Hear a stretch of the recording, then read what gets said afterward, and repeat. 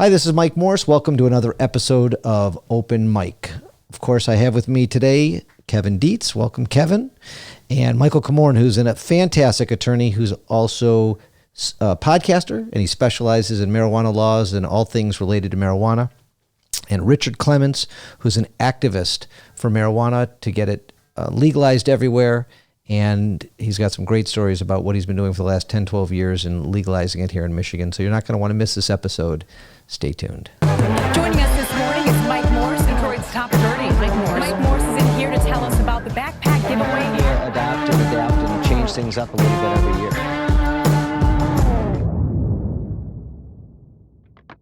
So I'd like to welcome you all to the show. This is the first time we've had a four-person panel discussion. Welcome, Kevin Dietz. Thanks for being here. Michael Komorn, a fabulous criminal defense attorney specializing in medical marijuana. Welcome to the show. Thanks for having me. And Richard Clement, welcome to Open Mic. Well, welcome. Thank you. So let's talk about all things marijuana today. And I don't have a lot of notes here because, you know, being an attorney, I've lots of clients call with questions and we handle some of those cases. But there's so much going on. There's so much confusion going on. So I'm excited to dig in to all of this. But first, I'm going to set the stage. Michael, you have been a lawyer probably the same exact amount of time as I, 28 plus years. 27, right? 28. Yeah. Where'd you go to law school? UD. As did I. I think we were in law school together. That's right. And grew up in Southfield. That's right. Went to Leonard.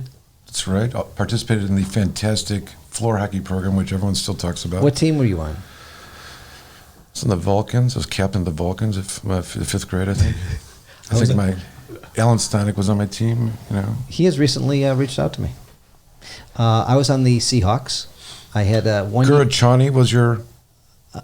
Maybe? Possibly. Okay. I won the most assists one year with Ed Crass, which I think would be a fun episode. You and I should I think so. Interview Ed, because so many great things came out of the Southfield Public Schools, and especially out of Leonard. Absolutely. And, you know, just for full disclosure, you and I are very good friends from age 5 to 10 for elementary school time. So, and then we re-met again up in law school. That's right. And then, of course, we ran into the 25-year elementary school reunion, which is not a thing that normal people go through. Elementary school reunion. You know we passed the school in the house. Right. Yeah. It was a fabulous elementary school. Fair time. And now, Michael, your practice is focused around helping people with marijuana charges. Is that true? Well, interestingly, there's been less of that, and my practice has evolved into doing a lot of licensing and business and some litigation involving disputes involving businesses and things like that. But there are still some marijuana crimes and cases that we're defending, and it goes on, unfortunately. And the new area where we're getting a lot of calls on is the driving issues with the cannabis, THC in the blood, and the impact of that. We're going to get into that today. So that's an interesting point, that your cases and your clients are going down because now that we are a recreational state, there's probably less police officers looking and caring about that stuff. True? I would agree, and arguably the smell, which has always been the probable cause to escalate an encounter into probable cause of illicit behavior, because marijuana Schedule 1 and illegal, should not be anymore. You know what I mean? And it's the smell of the house. Well, you're talking state levels. State levels. Okay, so I'm gonna move that a little closer. All right, we're gonna dive into those weeds. Richard, tell me your story. Who are you, and why are you here? Who am I? Well, I'm a Detroit resident all my life. I'm a graduate of the Detroit Public Schools. I'm a graduate of the Alabama State University in Montgomery, Alabama, where I majored in computers. Basically, I've been doing IT, and I got into the marijuana business because it was the right thing to do, and changes in the 90s, and been active since 2001 specifically.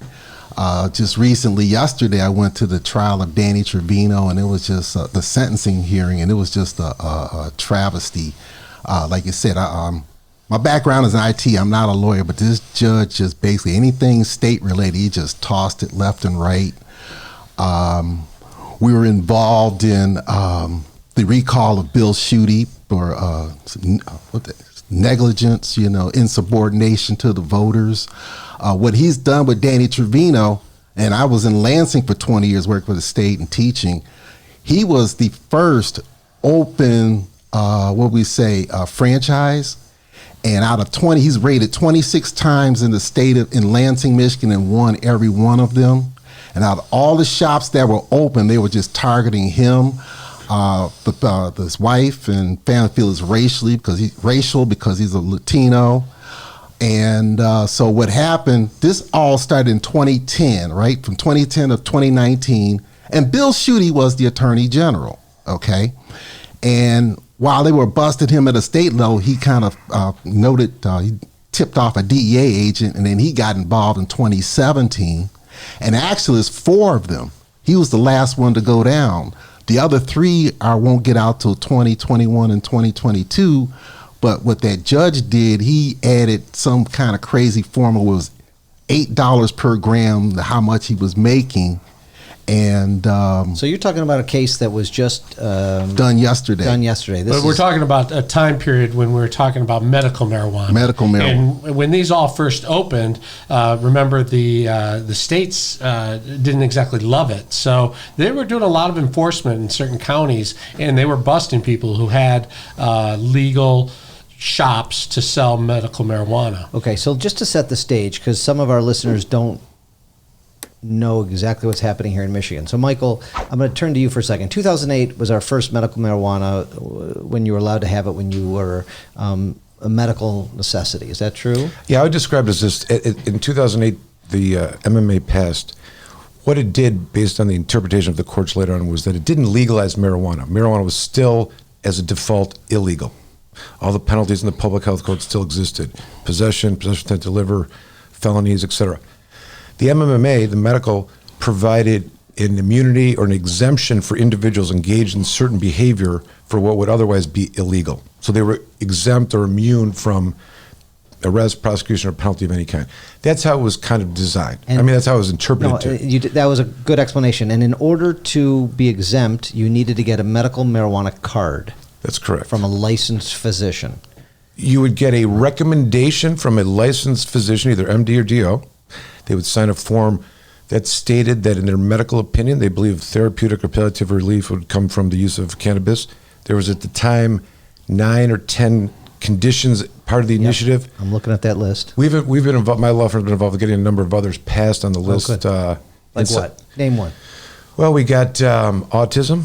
Oh, nice. After being denied in 2014, we came back and resubmitted it and got it passed. PTSD, a number of arthritic problems dealing with pain and other added pain or chronic pain, and they divided that the designation of severe and chronic pain could be severe pain or chronic pain. Either one. It allowed a doctor saying you're at a 4, from saying like at a 7, needing to be like at a 7 or 8 on the pain scale to be able to say 4 or 5 based on their diagnosis, if you understand what I'm talking about. So if a doctor said you needed that, then you go to the state and get a card, like an ID card? You send the application to the state, and the state would turn around and send you a card. The other aspect of this was you could grow your own marijuana plants as a patient. How many? 12.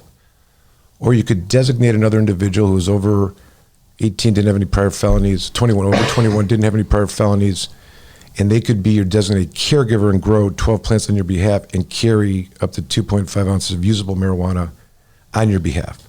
Those individuals that are caregivers could only do this for not more than 5 people. Oh. Okay, so the business is not much of a business because you really are, it's designed to have only 5 individuals. So they could have 60 plants, and they could, if they have the designation by the card holder. And then what can they do with the cannabis that comes off those plants? Are they allowed to sell it to anybody they want? Can they use it? Does it have to go to their person who designated them? I don't understand. Tell me. Right. And this is you raise a very, very important point, especially in light of the existing marketplace of medical marijuana and recreational marijuana. But the answer at that time was, the only marijuana a caregiver would ever possess is the marijuana they have for one of their 5 designated patients. The growing of marijuana, the possession is only for them. Got it. The idea that there's overages, which is like almost a term of art these days, right, meaning having more marijuana that's needed for your 5 patients, is a commodity that the police would say at that time was illegal, felony, criminalizing, forfeiture, behavior. Okay. to transfer to anybody else or to sell to retail locations that were locally approved. Okay, so during this whole era from 2009 to 2016, 17, that was the framework of what was allowable and what behavior would be immune from prosecution or what would otherwise be illegal. Any of the shops, as was mentioned, there was no state law for them to operate under. There was no regulatory system. It would be a local approval. Different cities throughout the state authorized it, but they were authorizing, if the behavior was any different than I described under state law, the state prosecutors, state police, or local drug task force would come in and raid. So these, there were legal licensed medical marijuana dispensaries around the state before. Not really. They were locally approved, okay. But if you ask Bill Schuette or Sheriff Bouchard or anyone from the Prosecuting Attorneys Association of Michigan, would say any transferring of marijuana from a registered caregiver to a patient to whom he or she is not directly connected, their name's on the back of the card, is a delivery that's illegal. The irony of it, this comes out of this case, State versus McQueen, but the irony is this is a asymmetrical protection. The patient can acquire from anybody. They're not limited to acquire only from their caregiver. So them walking into a place that the person behind the counter is selling to a 6th, 7th, or 8th patient of theirs, that would be a sale. The delivery from them would be arguably not in compliance, but the purchase, the acquisition, totally protected. Interesting.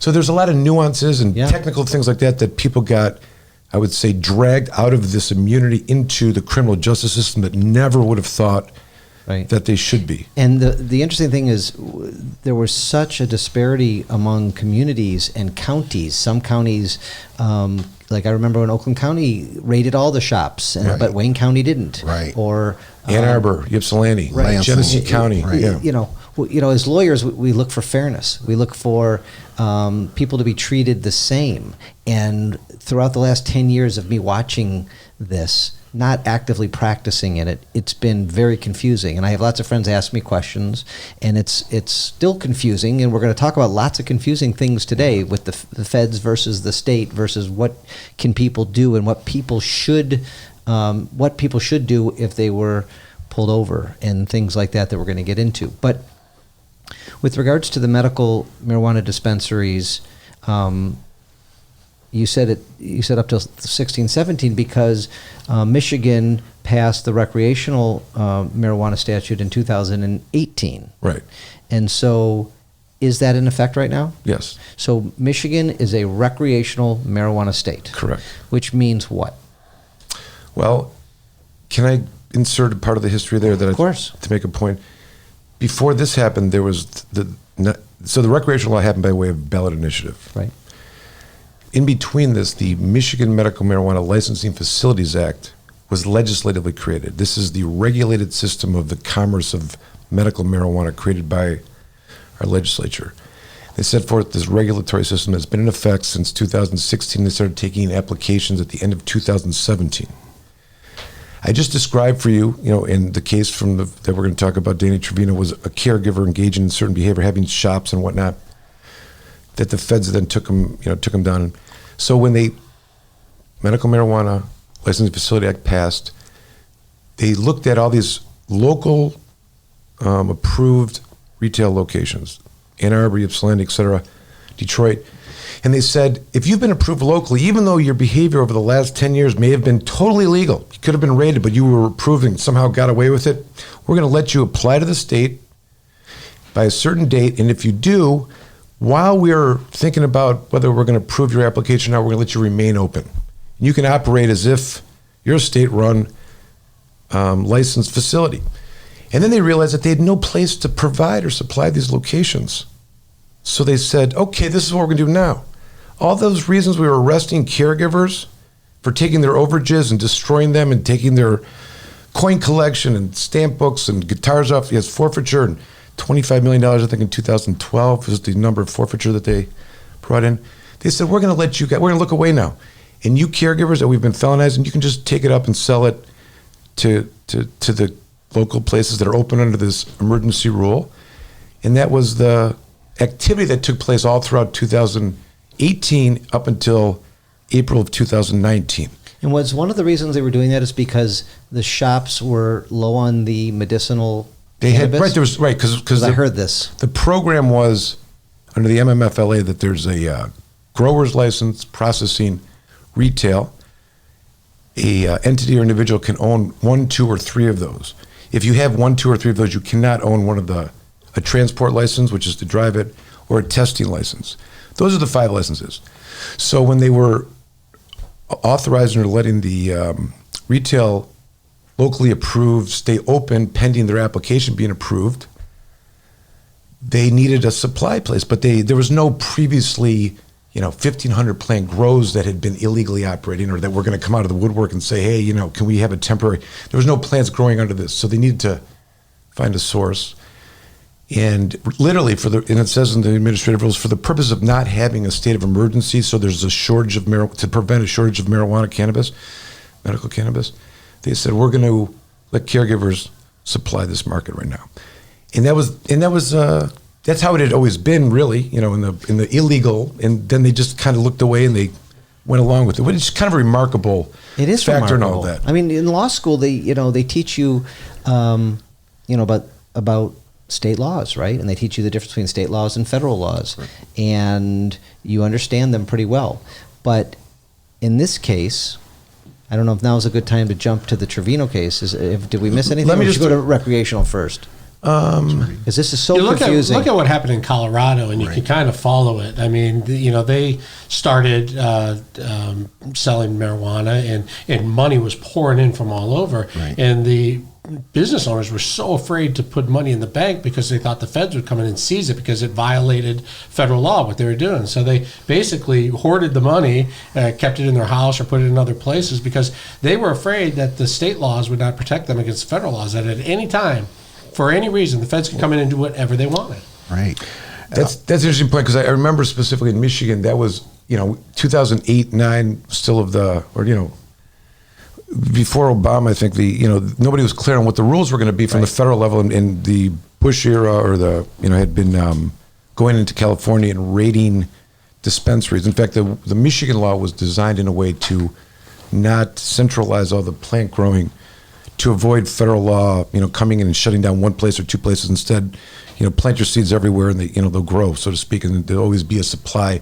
So that was a system designed intentionally to avoid federal, preemption. But I've seen, I think a lot more on the west side of the state, if I was to reflect back, than the east side in terms of the way the federal government was prosecuting state actors. Right. Okay. And even later on, I think in 16, 17, there's a couple cases. And I want a case up in Bay City, the Bay Federal Court. And it was based upon this so what's happened in the federal government is kind of interesting. First, the policies by the Holder administration, the Cole memo, this is before Sessions. And there's a legislator from Colorado and California that had these riders on the budget. So the last 16, 17, 18, the federal government budget to the DEA has had a specific rider saying you cannot use any of these funds to investigate and prosecute state-compliant patients and caregivers. That's been the rule. That was under the Holder administration? Yes, but I'm trying to think what it was written into law. Yeah, no, but it was a rider. So I want to say Rickenbacker or something like that. So I'm talking about the... Yeah, I know. I don't know. Robacher. He was like a Colorado or California, legislator. I mean, federal legislature that wrote this in so that, they couldn't use the funds to prosecute. And because of that, if, I had a case, like, for example, my motion was that the prosecutors using funds that are not budgeted to prosecute this ticket because my client was in compliance, they just happened to be on federal grounds and that was the jurisdiction. So I got it, and that's what the law is. I mean, it's very limited instances because if you're outside of your, if it's anything bigger than the, patient caregiver limitations, you're going to have problems in that regard. But that's kind of the development regarding federal court. And I know we're going to say whether we're going to get to the recreational or not, but we should maybe talk about the tragedy in federal court with Danny Trevino. Well, yeah. So Richard, if you want to set this up, what happened to Danny Trevino, what I was trying to say was that, we live we're in a state of Michigan, they pass laws, Right. we follow the laws. But the federal laws are opposite and contrary to the Michigan laws. And so I don't understand how anybody would feel comfortable. Okay, they're saying, Michigan, you're recreational. Well, it's not recreational under the federal law. So if I wanted to, and I'm not going to do this, but if I wanted to light up a joint, I could technically be arrested by a federal prosecutor for that, or be charged with a federal crime, even though the state of Michigan is saying everything you're doing is legal. It makes no sense to people probably listening and watching. No. As a lawyer, it doesn't make a whole bunch of sense. I know that there's a lot of pressure on our current federal government to make marijuana recreational across the country. Is that true? That's true. I mean, everybody's hoping that's going to happen, and that'll eliminate a lot of this. It'll eliminate a lot of clients for you if that happens. But Richard, take us through what happened in Lansing with the Danny Trevino case. Well, what got Danny Trevino really in federal trouble is that he had over 100 plants. And that's that threshold where you start going into federal law. And that was their way in to harass him. So is that true? Under 100, you're allowed to? So the behavior that he was charged with and was convicted at trial involved a period of time over 8-10 years. There was a time in Michigan when all that I just described was unknown. In 2009, 2010, there was 100 dispensaries in the city of Lansing, up and down Michigan Avenue, right? Right. And Bill Schuette came into office, and he drives into Lansing and says, this is my take on what's going on, and a lot of legislative action trying to introduce bills and whatnot, and the raids started happening.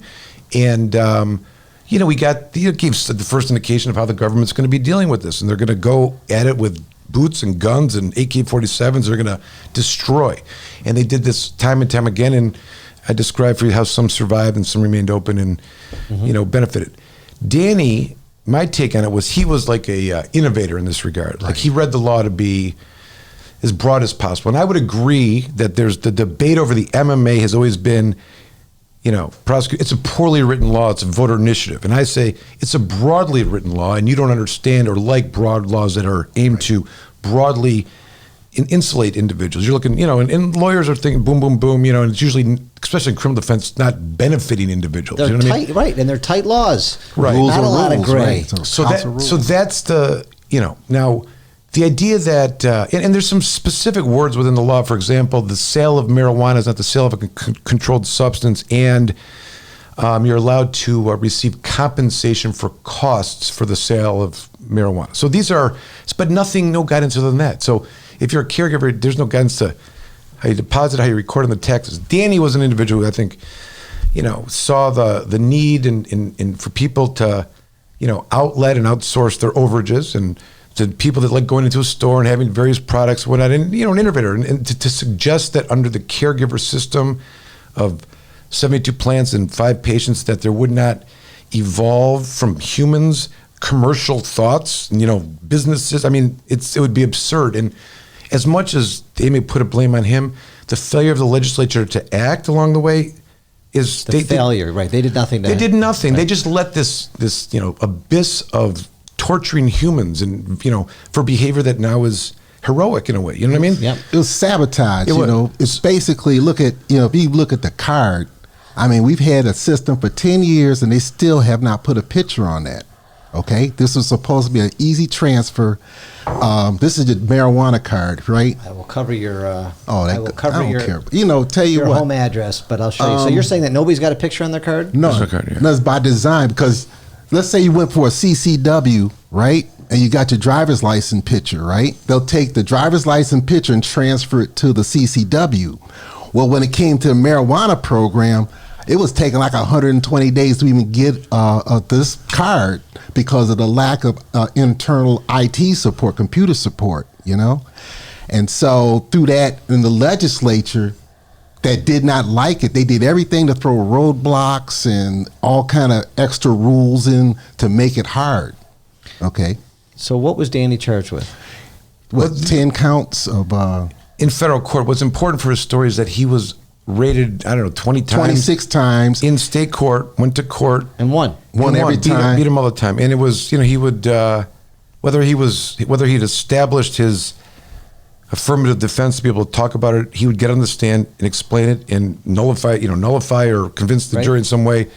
And but it was Lansing. It was Lansing. You know what he was doing under state law was legal. Nah, I mean it was. Police said there are rules. Like I believe when you talk about the 12 plants and up to, I think you have to grow them separately. Like these are Bob's plants, these are Joe's plants, Right. these are Sally's plants, and someone who grows them all in one area and they're all together would be a violation. People have been raided for things that small. Exactly. I would say this first of all, for clarity. If I'm a caregiver for 5 patients and I can grow 12 plants for myself, I can grow all 72 of those plants within one location. There's nothing that requires me to do it. But the idea that you could walk in and water my plants for me while I'm away is a disputed issue with technical violation, and people's houses have been torn apart, things taken down and forfeited just based on something like that. You know what I mean? Right. Or a dead plant outside of the enclosed lock facility, or an outdoor grow that someone thinks they can see through a fence and they think, you know what I mean? Silly stuff. It's silly, and it's almost like they're Silly. looking for. In fact, I would even say, I don't know how this began, but this program of the MMMA was run through, started with the Department of Community Health, then Lara took it over. But I don't know that the police, they said, we're going to be in charge of this. I don't know that any government agency assigned them. I mean, it's a Controlled Substances Act that they're monitoring, but these are people acting under the, an agency that should have had its own agents, that participate in this, instead of the first step of involvement being public safety and law enforcement crashing. It could have been some administrative, remedial kind of thing, instead of making this a criminal, slaughter, essentially. I mean, the way you guys are describing this for the last 10, 12 years is just pure chaos. And that you never know what one arm is going to do, what's legal, what isn't legal, all these gray areas. And I know that's given people like you, Michael, a huge headache, and lots of your clients headaches. And it sounds like this Trevino just got sentenced to almost 16 years in federal prison. 15 years, 8 months. For doing things that he was acquitted in state court. Same things? Same things, and not only that, he's doing the same things that people are getting licenses for right now. Like what? Like, give me an example on that last point. Right now, you could apply for a site license. You have different types of license, a consumption lounge, a grow, and everything. Selling marijuana, retail provisions. Retail provisions, All the crimes that he's being charged with, what he's doing illegally, federally. Okay. It's legal now. So all of these people who are now applying for these licenses under the Recreational Act, they're going to get licenses. They're going to set up shops. They're going to spend millions of dollars in cities like Ann Arbor and Detroit and Ypsilanti, and they're going to spend millions of dollars and open up a beautiful dispensary with a beautiful lounge where they could smoke marijuana in. Are they protected from federal law, Mr. Komorn? No, they're not. No. So why would anybody spend millions of dollars on anything here in Michigan until the federal law is changed? And this is the distinction of what they would justify, the court system would justify in terms of the penalty for Trevino. But the reason is because there's the Coleman, like some of the policies from the Obama administration articulated this like 9-point expectation of states that are going to have medical programs or recreational programs. And it went through, you got to have a regulated system that, vets the participants, that ensures that there's not, diversion of cannabis, and that you've got oversight and a tracking system so that, and, they kind of give some, not allowing for lack of oversight for driving. So the federal government did make a statement on this where they said, look, as long as you follow this framework, and it's tied into the state, then, we're going to leave you alone, essentially. Now, at some point before this, there was threats, like early on, imagine like 2010 and 11, like state of Washington and Colorado, they were being threatened, and other states that were trying to pass this were getting letters from the attorney generals, U.S. attorneys' offices, and some ignored it, some, vetoed state legislation trying to do these things, but we've moved on past that. I think there's that whole era where it was pretty much understood that the federal government was not going to go after state authorized actors that were operating within the confines of what they were allowed to do. Now, that doesn't mean everyone's been off the limits. I mean, I could take a couple of federal raids that happened in other states because they were, the allegations being selling across lines and involved with gangs and cartels, that kind of stuff. But are you saying, so you confused me there for a second. are you saying that if somebody applies here in Michigan and follows all the laws in Michigan and crosses their T's and dots their I's, that they are safe from federal prosecution? I'm saying, no, they are subject to federal prosecution because the behavior is not legal federally. What I'm saying to you, though, is it has not happened that these licensed facilities that are open and doing business that's blatantly legal federally are getting raided. I mean, they know about it. They're on a list. You know, they've given every bit about it information. They're easy to find.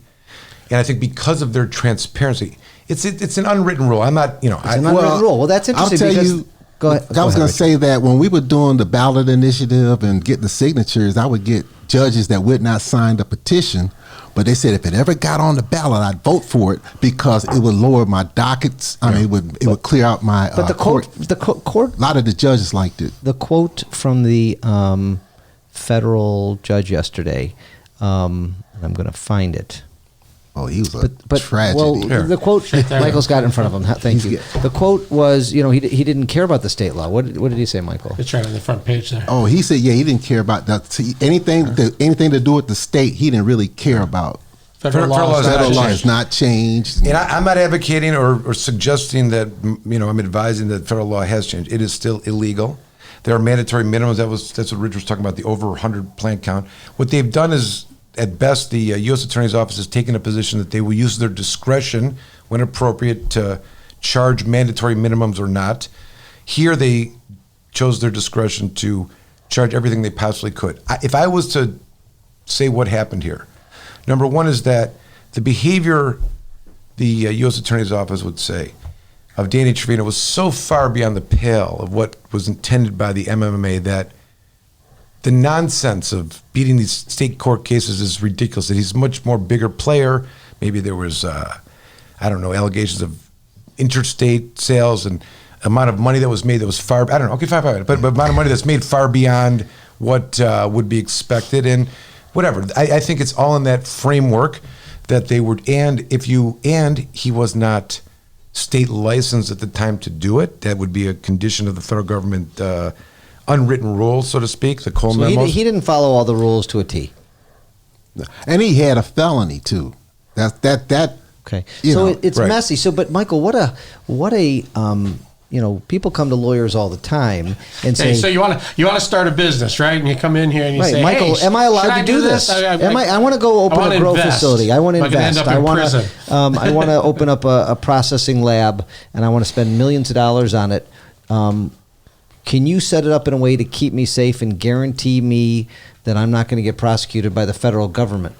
I mean, I would never. How many lawyers make guarantees? Never. But what a hard job. No, I know that, but I say it's interesting because I meet with the variety of people that are interested now go from people that have been involved in the industry for a long time and people that have never been involved but have money and want to spend it. Okay, and they've invested in things that made money. They're not stupid or they've played their cards right, so to speak. The concerns of federal enforcement, literally, I advise everyone, of course, it's part of the conversation, but no one is thinking about that. Okay. And I think it's generally because this new era that we're in and the state's approval is again, it's an unwritten rule. At any time they could come in and, and that was... Change their mind. Has Trump changed his mind since he's been in office? No, but the Session era, when he first came in, he said, we're repealing all the Cole Obama stuff back to the Bush era, right? And there was a concern of that. Then he's out, and I think again we're back to this unwritten rule of it's a states' rights issue at the end of the day, right? And the Supreme Court's never weighed in. Not yet. They have on the commerce of marijuana, and that it interferes with the Commerce Clause of all things because they have to ensure that dangerous quote unquote substances aren't being transferred interstate. That's why the retail of it would be that's the times that they've basically opined in on that. But also pain treatment is in the it's like written in a treaty that pain treatment is a human right according to the World Health Organization and international treaties, so you got some type of coverage there too. The reason they're not really going after everybody is that at the federal court level, do you want the caseload? Do you want your court to be clogged up with these little marijuana convictions? You can't build enough jails, okay? What I told people to do is that you got to make them pay on election day and impeach a judge. Okay, judges can be impeached just like a president and anybody else, but what you need is to change the Senate. And you can start impeaching some of these judges. They did it to Alcide Hastings in Florida, you know. A federal judge? The federal judge. You can impeach a federal judge, and that's the process. And in order to get that process started, you got to change the House, and you got to have the votes in the Senate. And then you got to have a president say, hey, you got to go, you know? Yeah, good luck. Good luck. Right. So, The tragedy, can I say, because Please. Richard is in the, you know, is this, and a lot of people don't know this, and I think during the campaign for the recreational law, I would try to remind people of this. And I run into people all the time that, you know, discuss the problems of recreational marijuana, concerns for driving, et cetera. And I'll always ask them, do you know why marijuana was made illegal in the first place? And most of them have no idea, that they're kind of just born and dropped into this.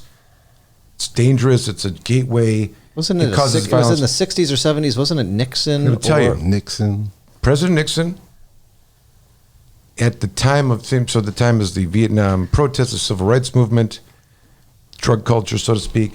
So Nixon creates his own group called the Schaefer Commission. For 2 years, they go around the world and study cannabis.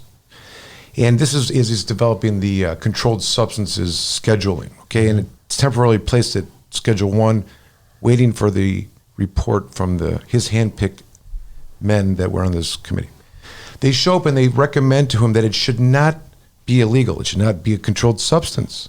They compare it to criminalizing single-parent homes, in that we may be morally against or desire two parents in a home, but we're not going to lock up the one mother or father who's taking care of the kids. That's the analogy they made. Nixon said, didn't you get the memo?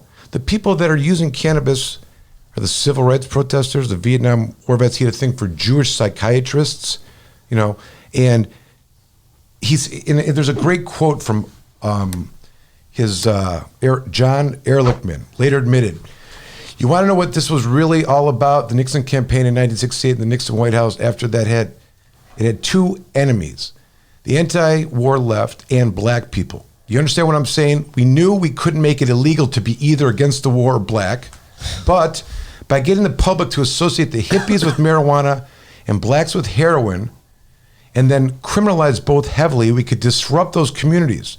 We could arrest their leaders, raid their homes, break up the meetings, and vilify them night after night on the evening news. Did we know we were lying about the drugs? Of course we did. Okay? So the Schaefer report comes back and says it's not dangerous. Nixon says, screw you, we're doing it anyways. And the devastation to the communities. Think about all the 50 people. years. 50 And years. every single court across the state in 2018, 40% of its docket is made up of marijuana cases. Unbelievable. The Michigan State Police Forensic Science Division, 40% of its docket spent testing marijuana. You ask the question, why are the rape kits not being tested? Because they're spending all their money testing marijuana. This is money.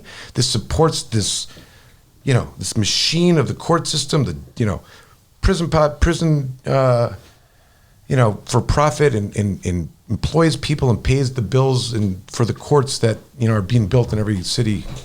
I'm sorry, I went on a little bit too much. Yeah, No, but I want to add. And every police Unbelievable. agency has their own drug unit. You Right. got the DEA, then the sheriff's department has their own drug unit, then the local police has their own drug guys. Right. I mean, it supplies so many jobs. Drug and there's recognition expert. so much duplication. Yeah.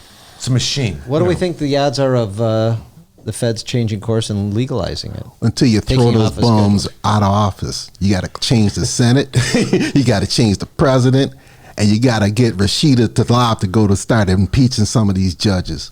You're a big fan of hers? Yeah, because she said something and she got it done. She's going to impeach the guy, and she did. You got All to right. give her credit. She did what she had to do. Okay. As far as I was going to say, the World Health Organization has these meetings in Vienna every year, and Canada and Mexico and the World Health Organization decriminalized marijuana. Okay, and they were going to take a vote, and the only people to stop it was the United States of America, FDA.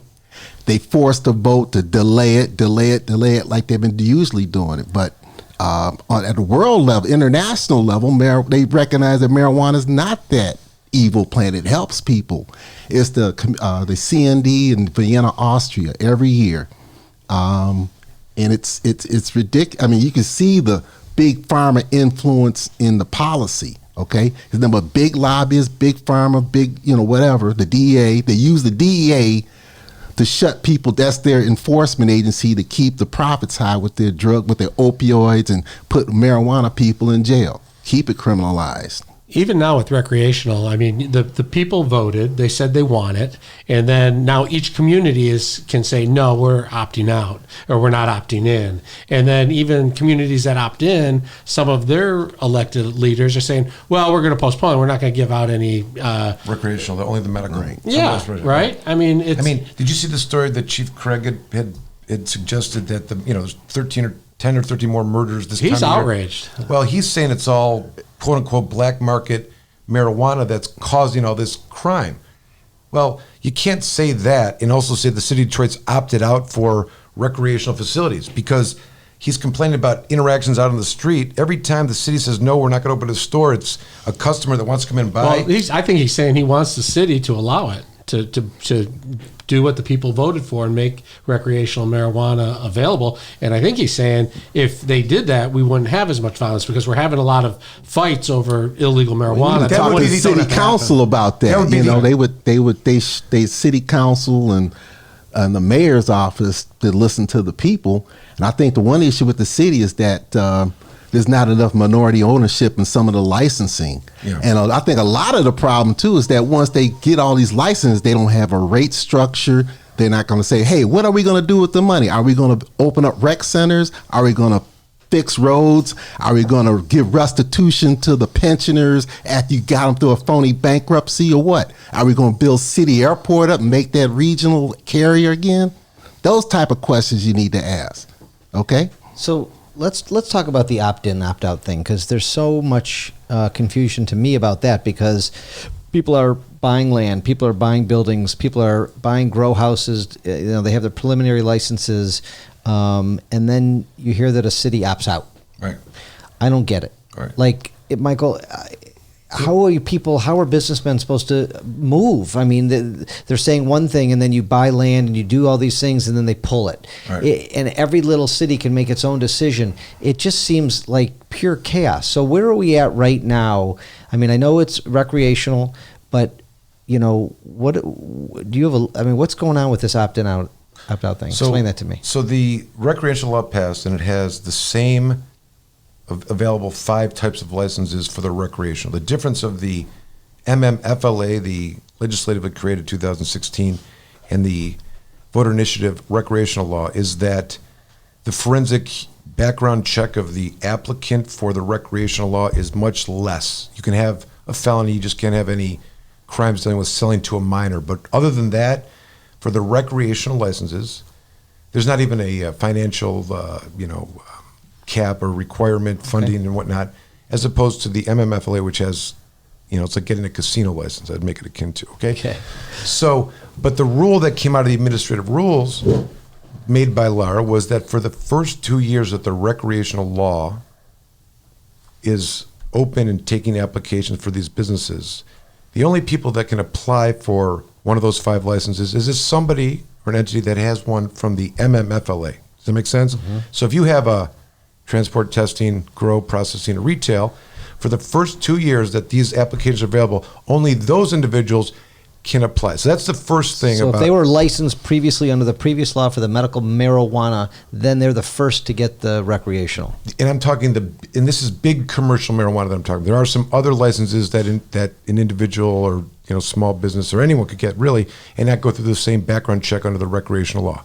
But your point, what you're making, is that the opting in issue. So part of the legislation that passed, and this is not, I guess, uncommon. I've learned that in order to get something past the state level, they'll leave this city can opt in and opt out. So you have to get a consensus of everybody. If your city wants it, you can do it. If we don't want it, we're not going to do it, kind of thing.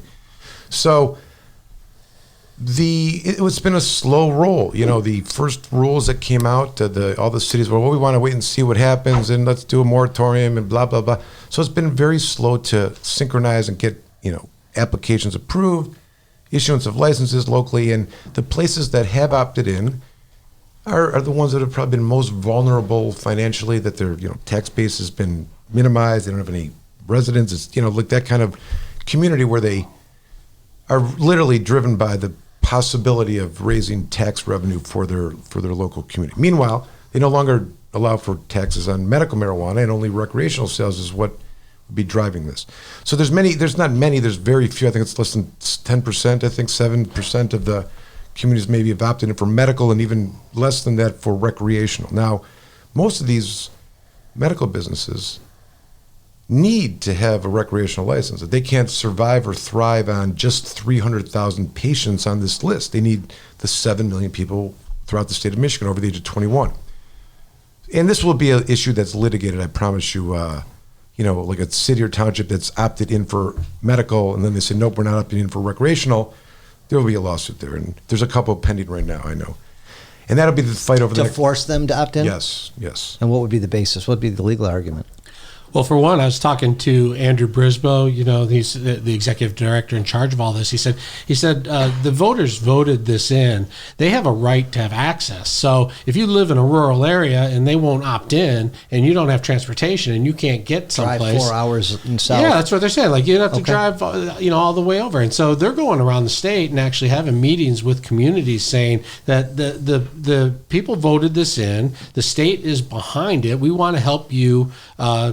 Prepare yourself to have recreational marijuana. That's what the people voted for. That's what our job is to make it happen, and we're here to help you. Now, they're not going to tell you have to opt in, but they are saying that there are reasons that opting in is important, and one of those is access. And that's almost like voter fraud when you think about it. It's like legislative voter fraud. That's what it really is. Well, how so? Because when the people voted for something, right, and you have a legislature's actively working against you, and that's voter fraud. But Michael said that the law that they voted in said that the cities can opt in or opt out. Well, it's still, in a way, a certain... Well, I'm saying if they've opted in for medical, the question is, are they compelled to opt in for recreational for those businesses? In other words, when we said to you, you can have a medical and sell to medical patients only, was it implied that if there's a recreational law, we're going to let you expand to more people? That's the first one. But I will say this, that's an interesting perspective that they're taking. I think they see that this could get totally tied up, and that the whole program will fail if they don't get these cities to opt in. Because they're trying to control the economy in a way. There's access to cannabis. There has been for the last 10 years. It's being grown in people's basements as caregivers. They've created this competing system in a way. And they want to control it, and they want to tax it, and they want to know all of that's being transferred and used, and whatever being used. And in order for them to do that, they have to recognize what the end product looks like, and that's appealing to those people that have been accustomed to buying cannabis, or bring people in that haven't used cannabis in the past, but this is going to be a new alternative for them. So in order to do that, they've got to think about more the end user product.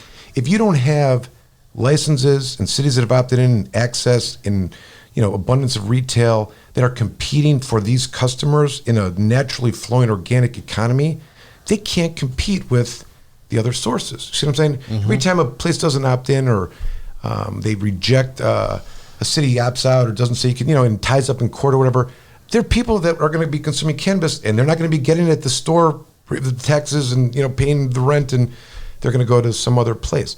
So that is what I think they're trying to get at here, is that, we got this program, and in order for it to really work, we've got to create this organic supply and demand, stores abundance, and that's how it's going to work. Otherwise, they can't, they cannot, because, for example, here's an interesting dynamic. To be a seed grower, get a grower's license, 1,500 plants. Can you imagine the amount of money it costs to get this license? It's, and then the building itself has to be up to code, and there's all these requirements. Probably spending close to $500,000 minimum, $80,000 a year to keep the license, and you haven't put a seed in the ground, and you got electricity, you got employees. So now the state allows for caregivers to sell directly to the growers. So the model of a grower now is to either go through that entire process that I just described, all that labor, or find a caregiver that's going to bring it to them. They can buy it, turn around, flip it into the market, and it gets to so this is the challenge. Now, that in and of itself should explain the challenges that this market has in terms of its production and supply. And if there's an easier way to make it, an easier way to produce it, and it's just a matter, then we should be thinking about that as being the way to do it. Because the prices that are being attached to this because of the regulations exceed what the normal price would be for the consumer. Black market. And everybody's focusing on retail now. The hemp plant itself can make 25,000 different products, and one of them was like fuel, fiber, and a thing called hempcrete, so you could fix the damn roads with, He just flipped a hemp. Hint, okay? And that's retail and all this is just one part of the picture, but it's a big part. Sure. But if we start looking at manufacturing, like what you were saying, you can make many products from the hemp plant, especially with all this climate change going on and it's a lot of opportunity. What climate change? Yeah, I know. Let me cut you off for a second, Richard. What's up? Somebody showed me recently that there's apps where you can get marijuana delivered to your door. Yeah. Recreationally, without license, and there's literally thousands of people driving around these counties. Is that legal? There is a legal way to do it. There's licensed dispensaries for recreational that have drivers that you got to call and order through them, and they can deliver it. Okay, these are thousands of... there's serious regulations on how marijuana is delivered. Right. It has to be in a properly stored I'm aware, but that's for transport. That. That's for transport between a processing lab or a grow lab to the retail dispensary. But there are apps on the phone that somebody showed me. There are literally hundreds and hundreds and hundreds of drivers driving around right now, and it sure feels and looks This is a good legal. question. So here you go. For the recreational law, there's two real aspects of the, Michigan's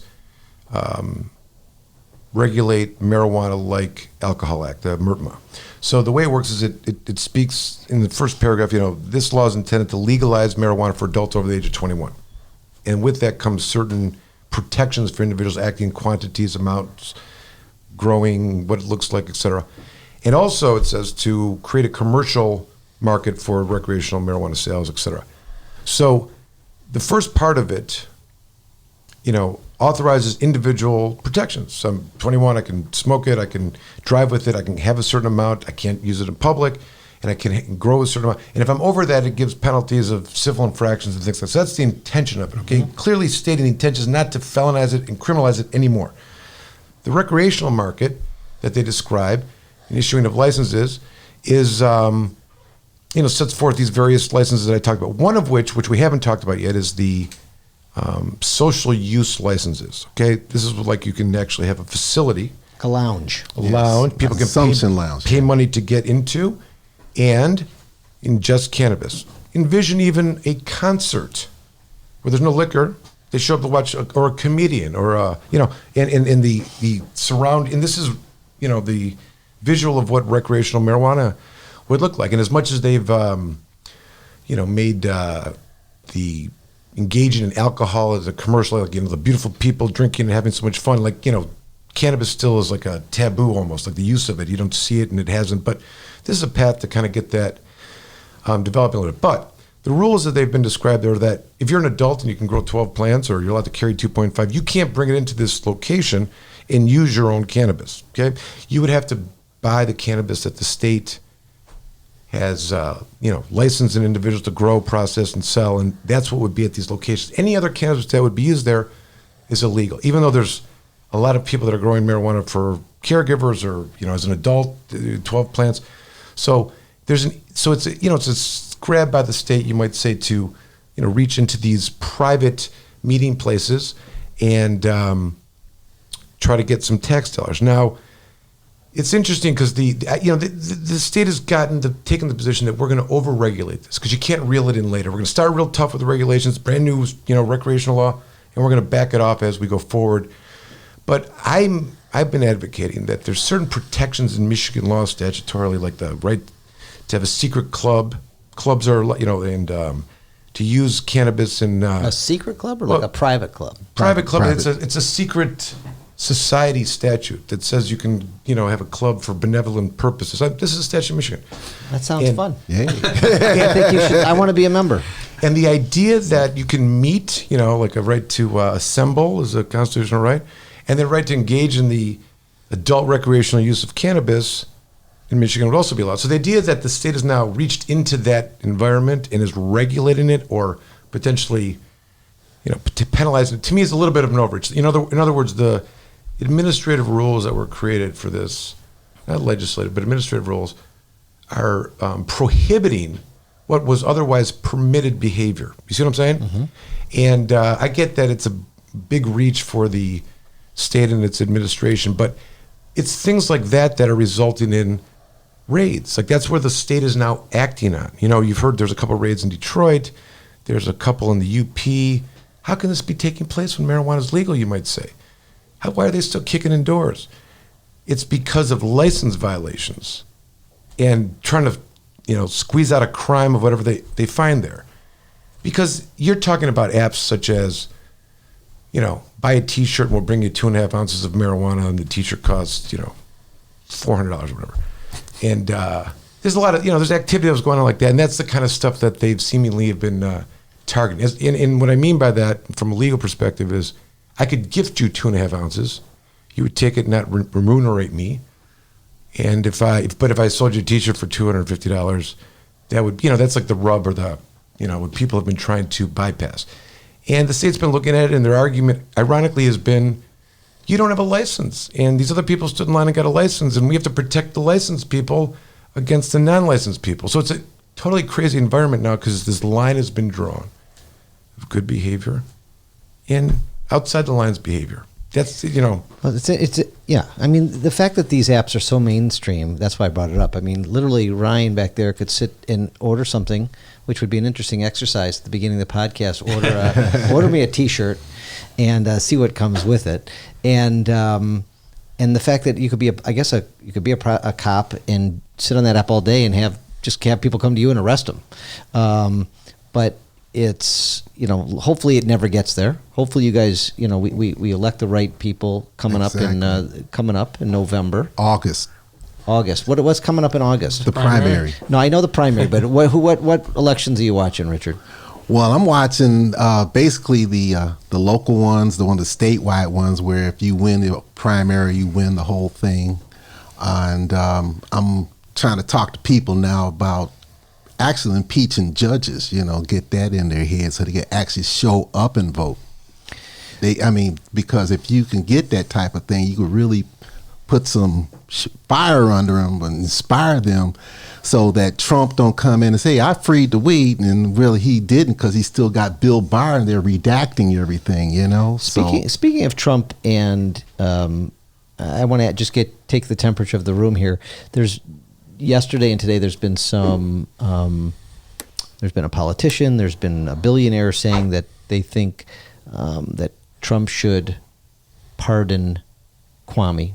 Mm-hmm. What's your opinion on that, Richard? Well, he should, but I think what it's going to be for the wrong reasons. It's going to be just for votes. It's going to be used as a divisive act to say, hey, I did a lot for the blacks, Well, I get why he may or may not want it, but do you think Kwame deserves some clemency, which means reducing his sentence or a full pardon? Yes, he does, and there's a few more like that. I know he did wrong. He didn't listen to the right people when he should have, and people got much. All the people who did the Wall Street ripoffs and the Home got much less time. I do understand that there's some people that really feel that he should stick it to him, and but overall, I think they should reduce his sentence or just expunge it. He did some time. Him and Rod Blago. So you think the 7 years he's done is enough? Michael Komorn, what's your opinion about Trump and Kwame, and should he get pardoned or have some clemency? I know there's a lot of politics behind this, and I may not even be thinking about the convictions and the evidence that was presented.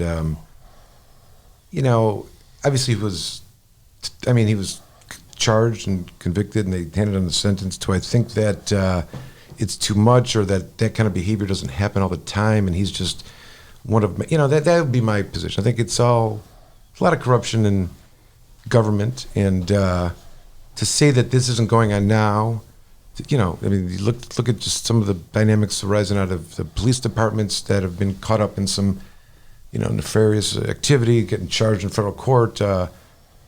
shutting down a task force and whatnot has been some of the, I mean, there's a lot of that. Now he's a mayor. He's the guy that's got to answer to everybody.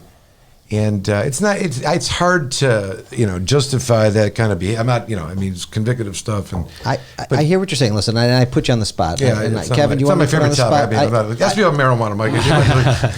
Maybe we'll edit that, Mike. Maybe we'll edit that. I sat in the trial every single day, so I watched it all unfold, and it was sad and tragic. I do not believe in warehousing nonviolent criminals. I don't like paying the taxes on nonviolent criminals, especially after you get to a certain number of years. My question is, what is the right number of years for Kwame Kilpatrick?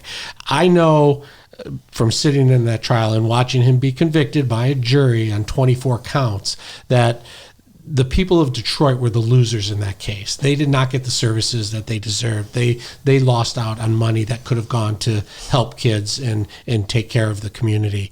It bothers me a little that Kwame Kilpatrick has never really apologized. He says, I'm wrongfully convicted. If he were there saying, I made these mistakes, we did this, I've done everything I can to help get the money back, he should be out by now. But you also have to send a lesson to other politicians so that they don't do the same thing.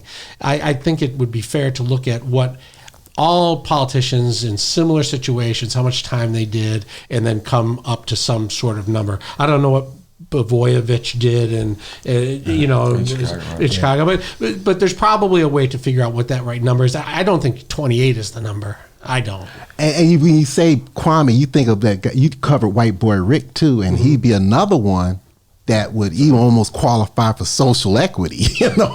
Him and Trevino. Right. Nonviolent criminals. Nonviolent criminals. It's a long time. I would echo his point, which is that it's either way, it's a tragedy, and nothing is gained by him sitting in jail. That's because I think it's always like he's either gotten out of where he wanted to be and should have been and knows it, and his conviction just represents the tragedy of it all. You know what I mean? It's not right. it doesn't get better, but that's the system the hard part, and I think one reason, Michael, you had a hard time, and I know you're a criminal defense attorney and you argue for sentence reductions all the time.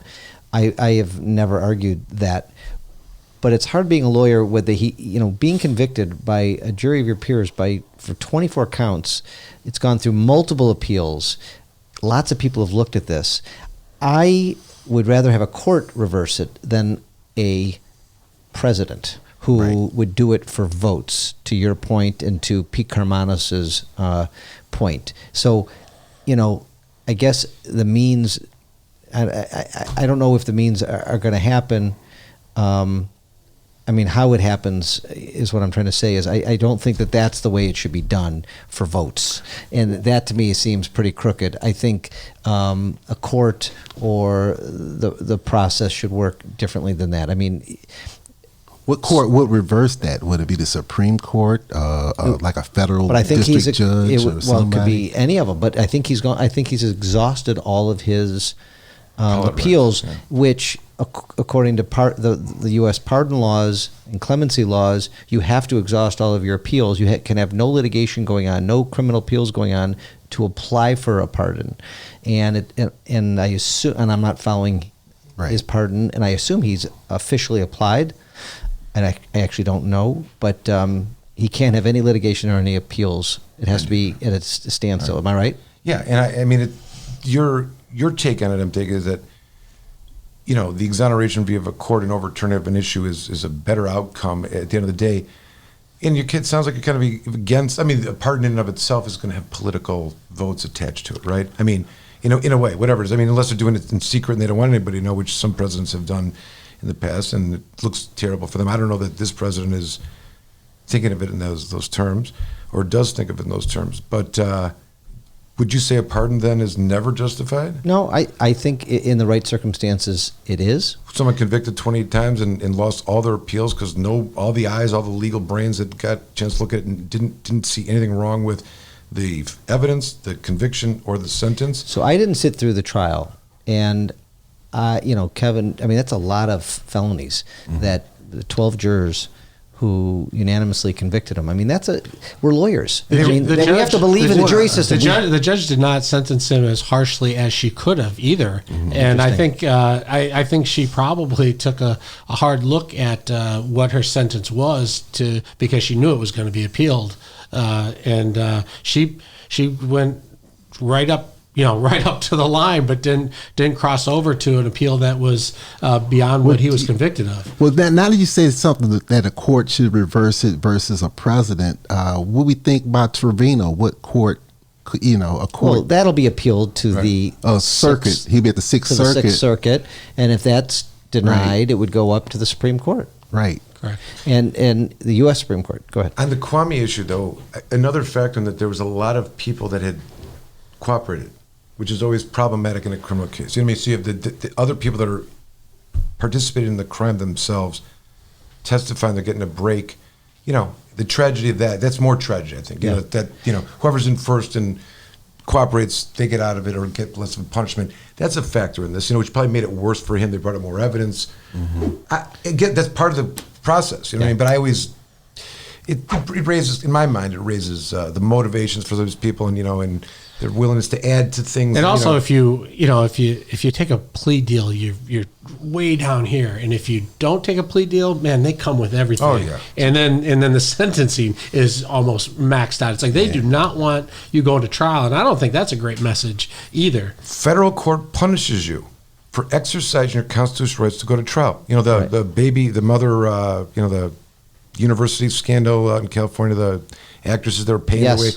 Oh, they're just realizing that. Wait a second, if we don't take the plea and make the government prove its case, they're going to add 10 charges. Right, and that's what I think happened to Danny. That's another factor in Danny's and Kwame's also. Right, there's Michael, we had Adolf Mongo on the show a couple months ago, who said that he had lunch with the prosecutor Kim Worthy the day before, who said, "Convince your client Kwame to take a plea, to resign." And we won't charge him. Right. And he went back to say that and told Kwame that, and Kwame's like, "My people are on this. Don't worry about it." And I don't know anything else other than what I just told you, but that was a pretty interesting story. That was not the federal charges. No? It was certainly 28, but it was the state charges that caused him to resign and put him in prison for was it 18 months or so? He didn't listen to nobody. But had he resigned, he may not have been charged with anything. Probably wouldn't have. Probably wouldn't have. So I thought that was interesting. So yes, Michael. Pain and suffering for hubris is not. I don't have problems with that. You know what I mean? Like if you're so missing the boat of your, so cocky, such a huge ego. Let's talk. I know we're going long, but you know what? This is an interesting topic, and I think our listeners are going to enjoy it.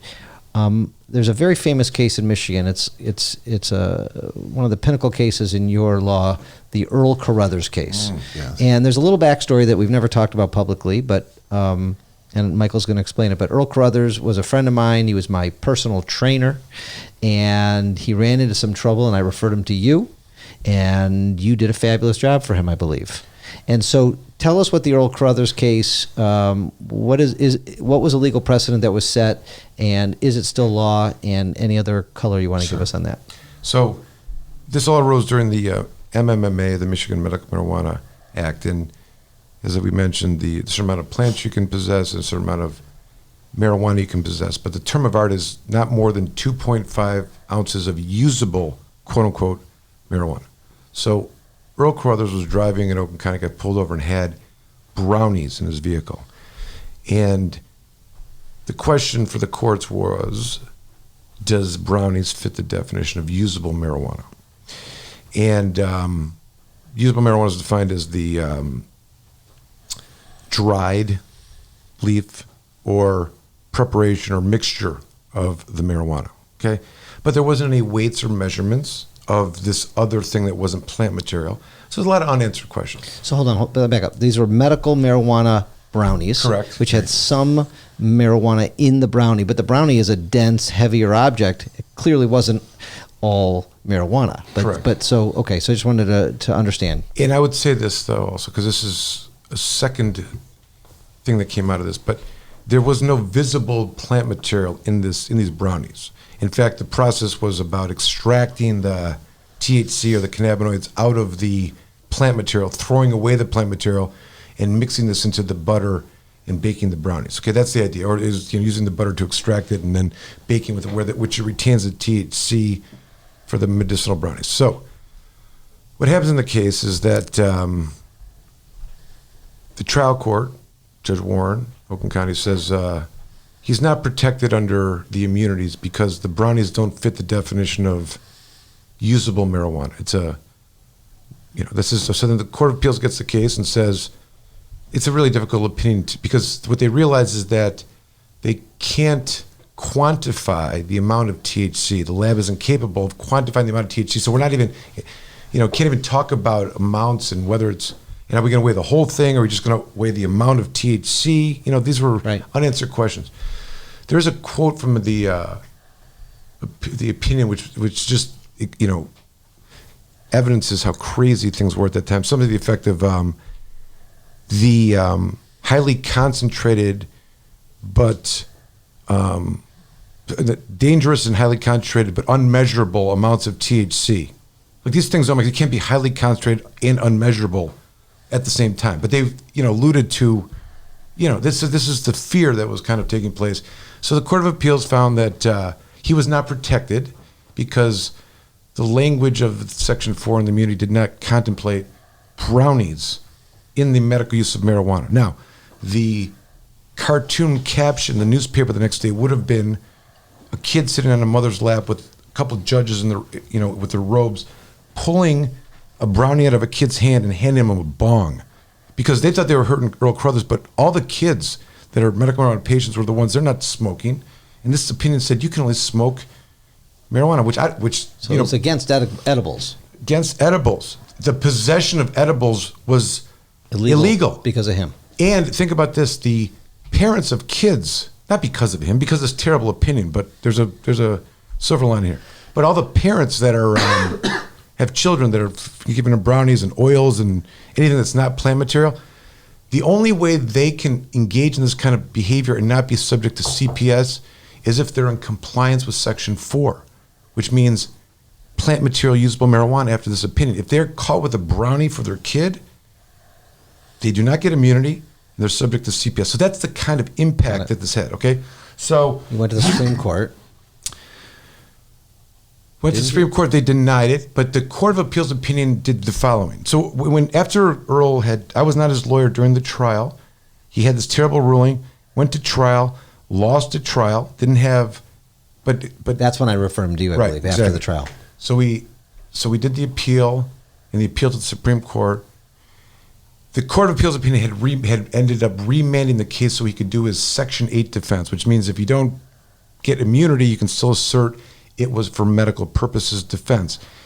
The law was in flux at the time, and he actually didn't have an opportunity to do that, so they remanded it for that to take place, and I got involved then, and we had our Section 8 hearing. He called his father, Champ Carruthers. I don't know if you met that man. He's a really incredible guy. And he testified, and the brownies were for him, and we made out our case, and then the Oakland County Prosecutor's Office appealed that to the Court of Appeals and to the Supreme Court and hung around there for a little while.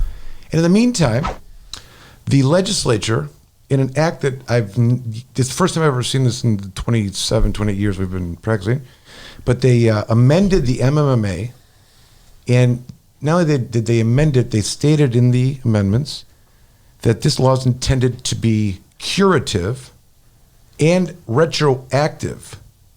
And the reason why it's curative and retroactive is because we as the legislature failed to do what we were mandated to do, which is to implement the MMA to protect people from arrest and prosecution. And by them failing to legislate the protections for medibles and food products, that's the justification for this retroactive law. I've never seen a law applied retroactively in criminal law. Nor have I, and it's just for those people who don't fully follow this. I mean, that's a positive thing. Oh, that was a huge win. So, we call these the Carruthers Amendments.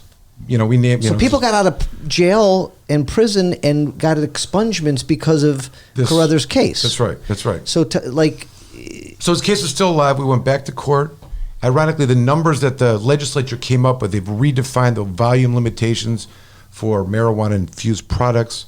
If you were allowed to have 2.5 ounces of usable plant material, for every one of those ounces, now you could have 8 ounces of marijuana-infused products, or brownies or edibles or whatnot. So this whole thing changed, and the numbers that the state used are virtually the same numbers that he was arrested with in his car. Like, it's his law, okay? But so they ultimately so they later just capitulated. But the uniqueness of, they dismissed the case in nulli pros. But he'd been to trial. He'd done like 60 days in jail, 5 years of probation. And I'd never been in a situation like we were getting ready to go to trial. They couldn't hurt him anymore. I mean, he could literally have said at the defense table, he'd just been like, flipping off everybody around him because he'd already been hurt and abused, and but it was just such a weird procedural phenomena of a case. But Earl's doing great. I'm sure he's, as I said, we do a little gathering, kicking it with Komorn, and I've seen him on your podcast. Yeah. What's the name of your podcast? We do Planet Green Trees. It's Planet Green Trees TV on Facebook, and we're on YouTube as well. And you do it live, right? We do it live. And what nights, if my viewers or listeners want to check it out, where do they go? PlanetGreenTrees.com. Planet Green Trees TV on Facebook or Komorn Law has a YouTube channel. But Wednesday nights we do a podcast, and we've been doing them for really like 8 or 10 years. You doing one tonight? We've adjourned it till tomorrow because my daughter has a recital at the middle school. I know my crack IT guy has been there and said it's a good time had by all, and I've watched it. Looks like you guys are having fun in there. We're trying to model it after this a little bit. I think we're trying to get some. Hopefully people will tune in to watch. Richard, any parting thoughts before we let you go? Well, yeah, I write 2 blogs. One's called freetheweedusa.blogspot.com, where I keep track of a lot of the marijuana, a lot of the weed issues in the world. And I was blogging for former Councilman George Cushenberry Jr. called friendsofgeorge.blogspot.com. I think with the whole thing of the marijuana between state and federal and people getting out to vote, they're all intertwined.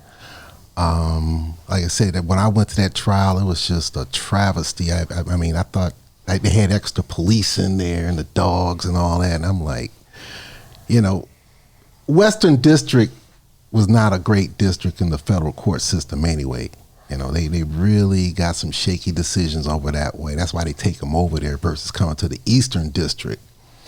But what I'd like to say, though, is that let's keep freeing the weed by, being vigilant, being aware, like participate and start questioning all these people running for office. Where do you stand on the marijuana issue? What about expungements?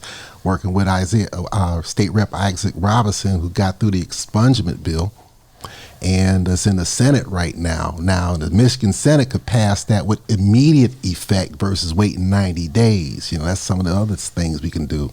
So they do respond to calls versus more than emails. So I suggest there, just load up the emails, just call them, just call, make noise. Don't sit there and don't do anything and complain. Got to do something. What's your favorite type of strain these days of medical? Or I'm a sativa, man. I'm a believer in sativa. They got the indica and the hybrid. I'm a sativa guy. You're a sativa guy? Right now, I was doing wedding cake.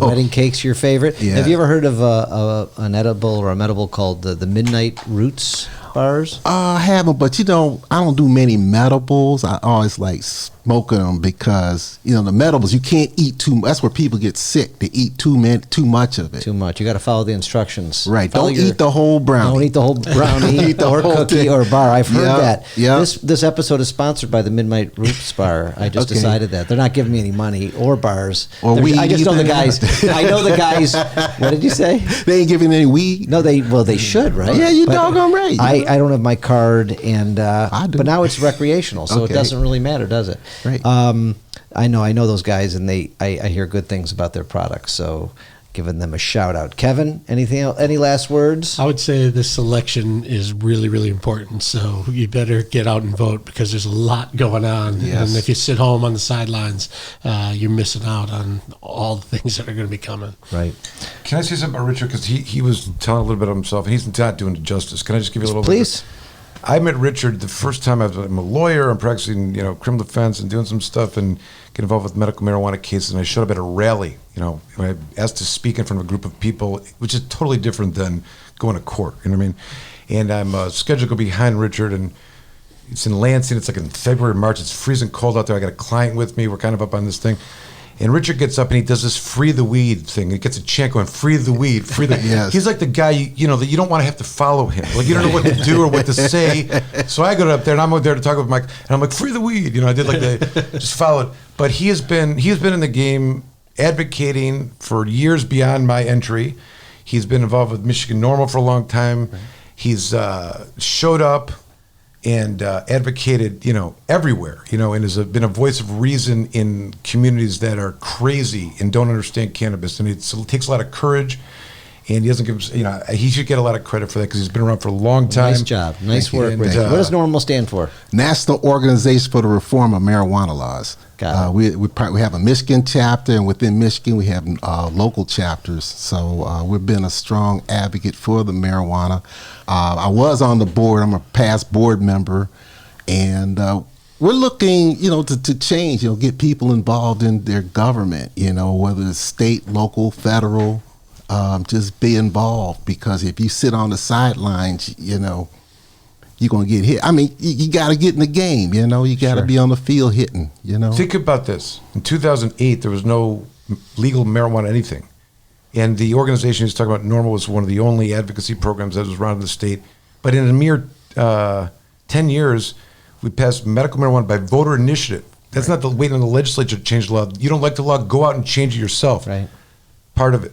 The legalization, recreational part of it. The fortitude to gather and organize that kind of campaign is what he's talking about. It's impressive. You want to change the law, get out, get active. get out. That's his message. If he's not articulate. Well, nice job. Thank you Thank both you. for being here today. I really appreciate it. Kevin, as always, thank you for being here. Yeah. And until next time, thank you.